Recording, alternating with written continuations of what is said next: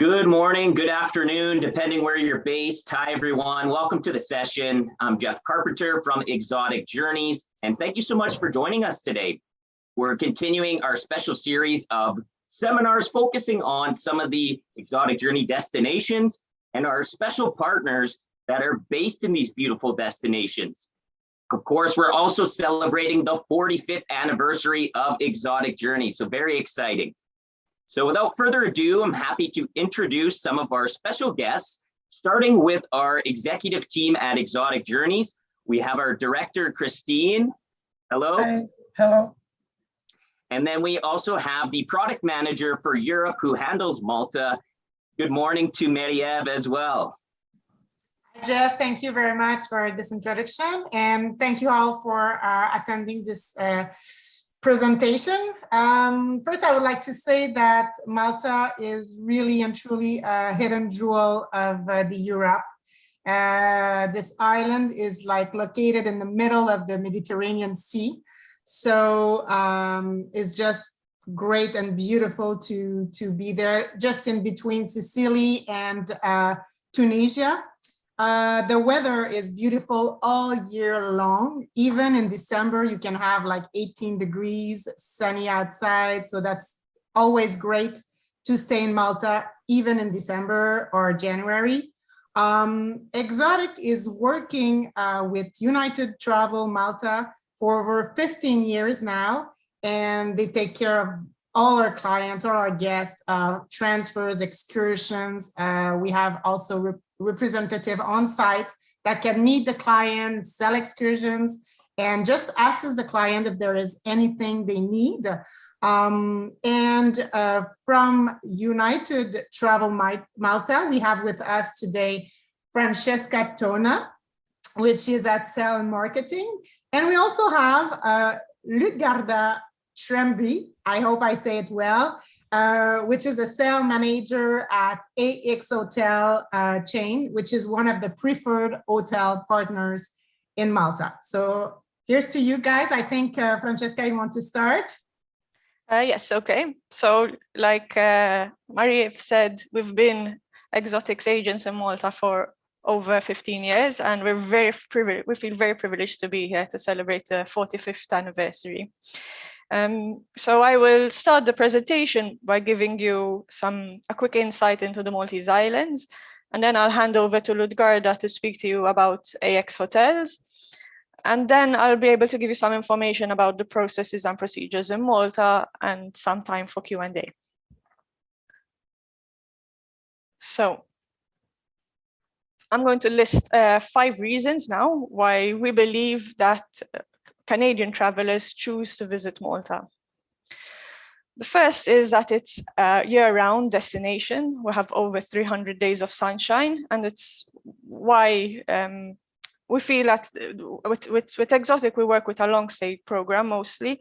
So in winters, our winters are relatively mild with an average of about 16 degrees Celsius. So clients can enjoy walks on the seafront, on the promenades, and even touring and sightseeing is not uncomfortably cold. So we believe that is the number one reason why people choose Malta. The second is because we have 7,000 years of history, from some of the oldest freestanding temples in the world, which you're seeing in the picture, to stunning Baroque art and architecture, which were brought to us by the Knights of St. John, and the whole array of World War II related sites. So no matter how long you stay in Malta, whether it's 5 nights or 21 nights, there's always something new to learn and discover. Even personally, like I love history, and the past few years, especially during COVID, I made it my mission to learn something new. And there's still a lot to learn for me to learn.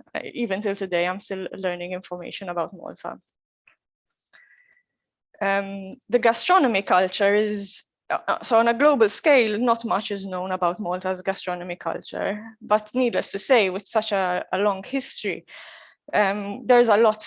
Our culture is impacted by the different people who ruled Malta. So, for example, we have a lot of the Mediterranean diet, and then we have one of our main food items is like like a snack. We have like tapas sort of, or meze, and there's a dip made with broad beans, which is very similar to hummus. So you can tell the influence on the Maltese culture through the gastronomy. Even things like what you're seeing here are salt pans that are over 300 years old. They're still harvested in the same way with just a rough bristled broom. There are beekeeping sites which date back to Punic times, small boutique wineries and breweries. So there's a lot which people don't know about, but discover when they're here in Malta. Ease of access is very important. We're easily accessible from all major European hubs, including Rome, Frankfurt, Paris, London, and Amsterdam. The islands themselves are also very accessible because most sites are within a 30-minute drive from each other. So tours can operate in a hub and spoke way. So it saves the clients the inconvenience of changing hotels when they're in Malta, and they're never on the coach for too long. And the fifth reason is our cultural calendar. In typical Mediterranean fashion, Maltese people always look for a reason to celebrate, which is why Malta offers an extensive year-round cultural calendar. Main events include the Baroque Music Festival in January, the Carnival celebrations in February, Easter week.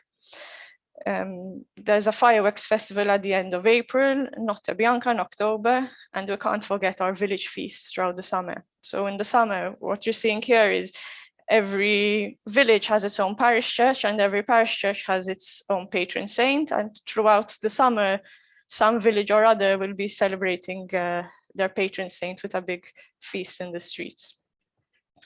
So now I'm going to hand over to Ludgarda for her to give you an insight into the AX Hotels properties.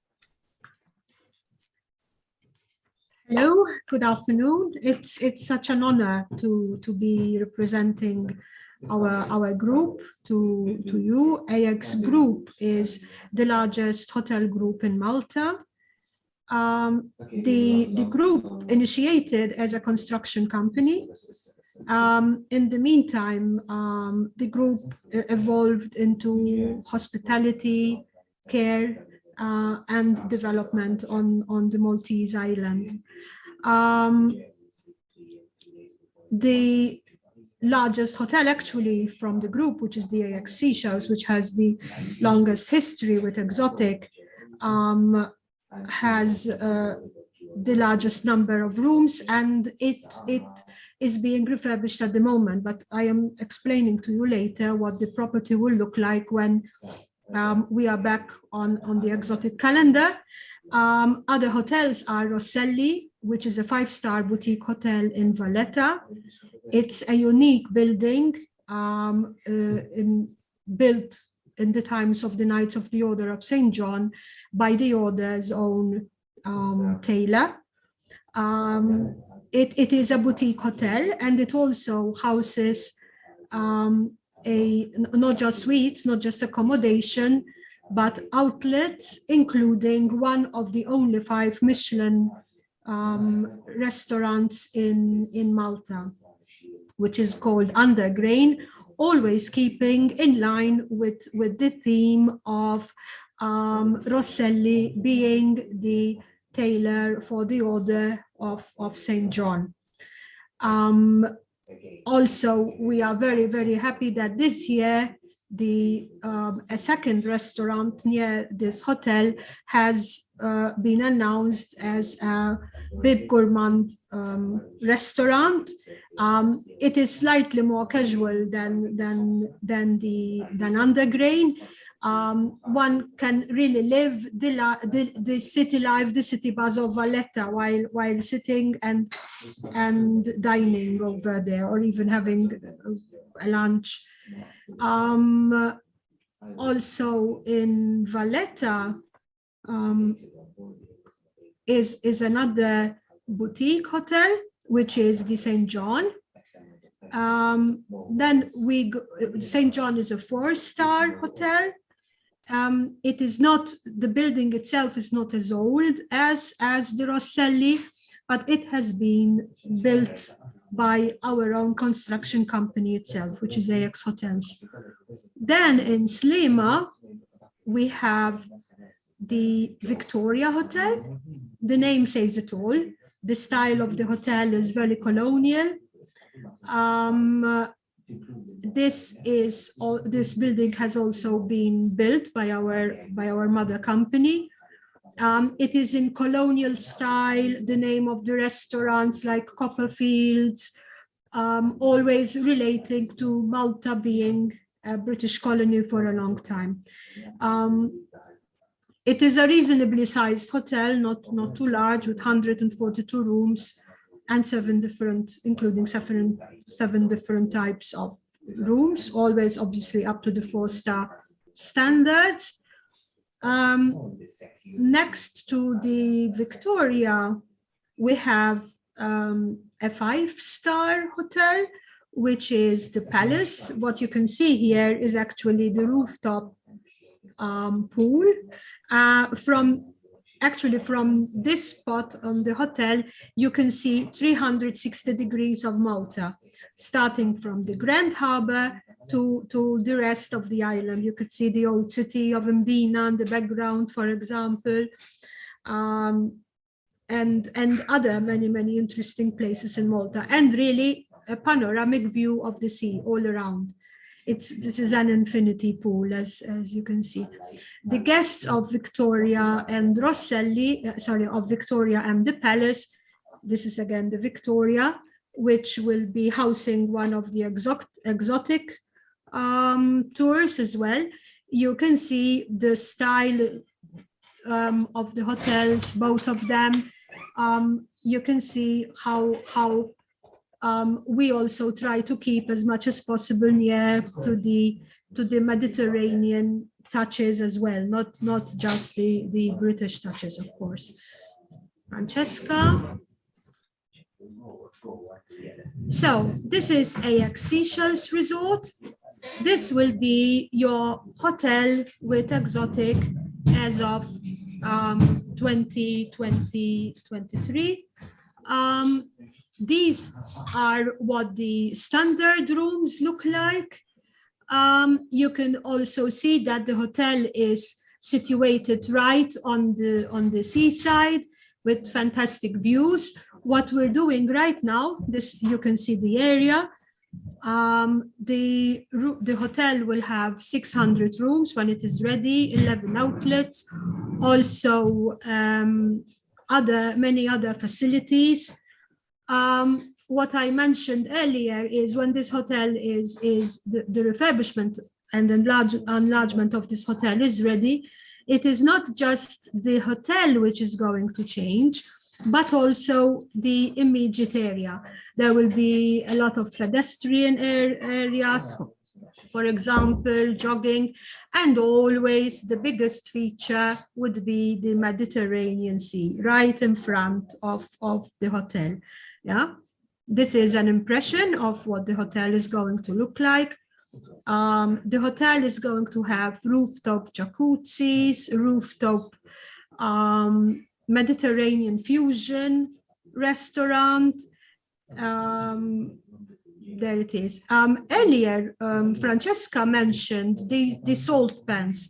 We have very historic salt pans just a few meters away from the hotel, which were financed by the very popular Grandmaster Lavalette. When the way our new pools are going to be built, what you can see over there, if you look at the hotel from outside at sea, you will actually think that the hotel pools are an extension of the salt pans. So you will see how our architects were very particular in keeping to the theme of the area, natural colors, Mediterranean colors as well. And the popular Maltese stone, which is the Globigerina limestone, which is honey in color. Yeah. The hotel will have 2 outside pools and 2 indoor pools. Always 1 pool for adults and 1 pool for families and more activities. So even if the hotel is big, but you wanted to come for a quiet couple of days, there will still be areas where only adults are allowed. Yeah, whether it's indoor pool or restaurants or the vicinity to the sea. There you have the pool areas. It's quite a large footprint, so you will not notice in reality that it is such a large property, because it is really large, which is absolutely great if you are staying for a longer time. This would be the outside, what we are doing with the outside. Also outlets, which any outlets in reality have always glass, so that you once inside you will see the outside, and once outside you will be able to see the inside. But again, most importantly, the biggest feature is the sea, which is there for everybody naturally to see. Yeah, again, this is going to be the hotel reception. Again, we're using a lot of natural colors. This is the reception desk, marble, wood. Again, the predominant feature would be the Mediterranean taste. Yeah, the colors of the Mediterranean. Again, the reception area. This is one of the main restaurants. Being a large hotel, there is more than one restaurant for hotel guests to enjoy breakfasts, lunches, and dinners. You will again see the colors. This is a second restaurant, for example. Both main restaurants are buffets with open kitchens. We are Mediterranean people, we like to eat.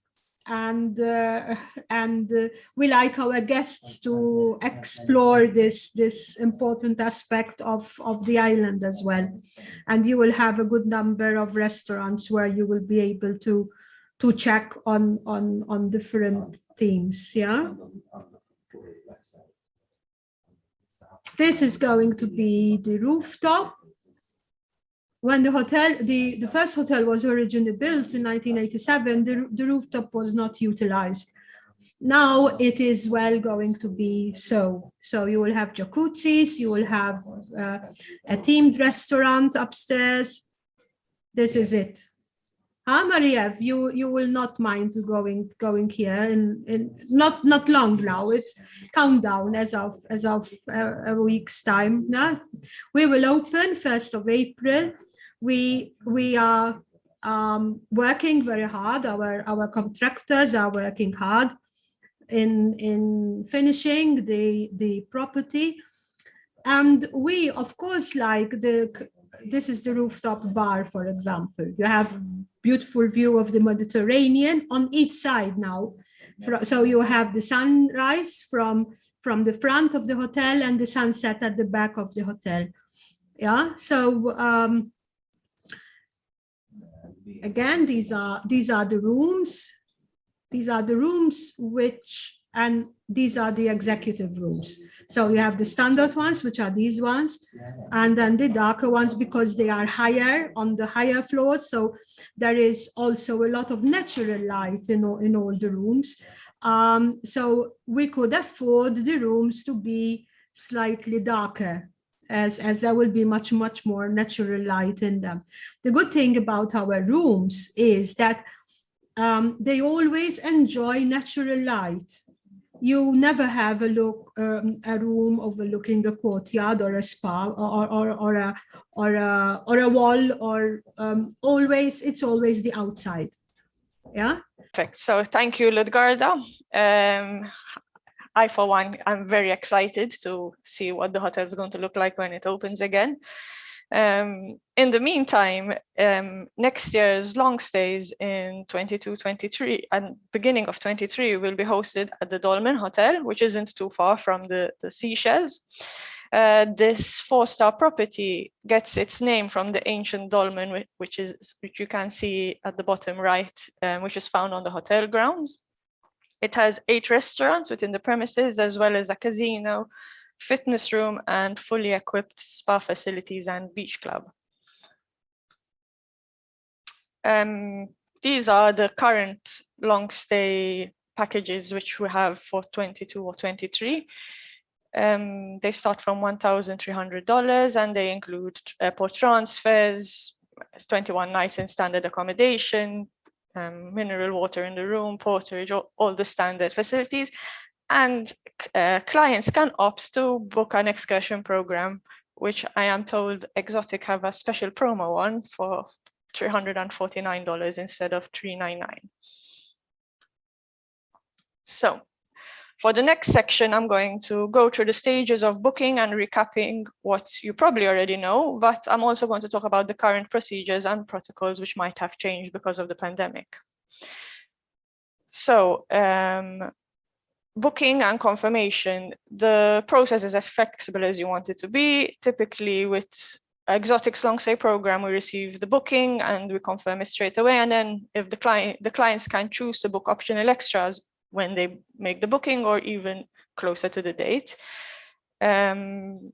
Usually in the month prior to the arrival, we will send an update to Exotic of all the people who are booked, what their services are, pickup times for departures, etc., and we'll confirm the flight details. We also give them a date and time when the local representative will go to meet the clients. Upon arrival in Malta, the clients are met by our local driver and transferred to the hotel. And they're given a welcome pack, which includes a welcome letter, tour tickets if they have already booked the tours, a map of Malta so they can get an idea of the island and where they're staying. And it will confirm the details which we would have confirmed already, but the rep visit, departure details, and other information.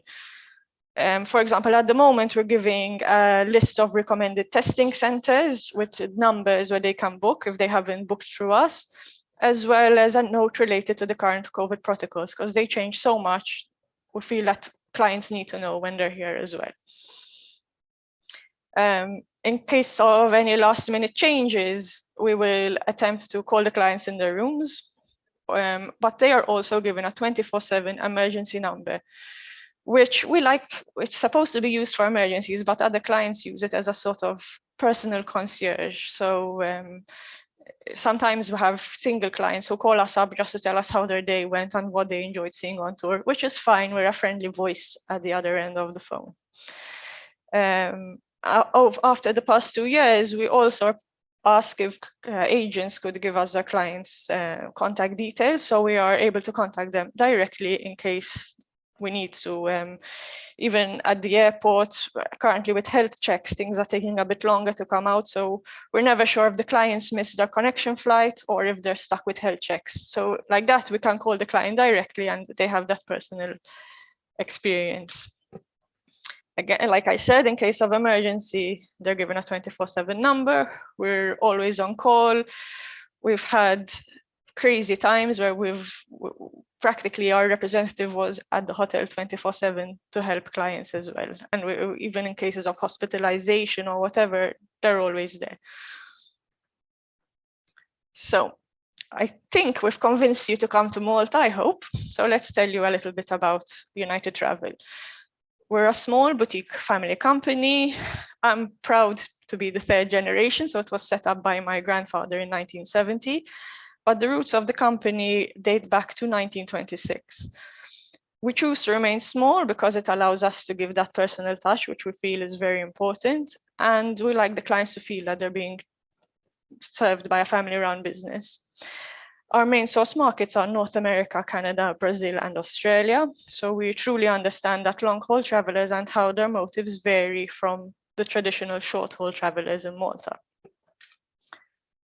So our specialities, we pride ourselves in providing authentic experiences with a personal touch, whether they are traveling as part of a group or as an FIT.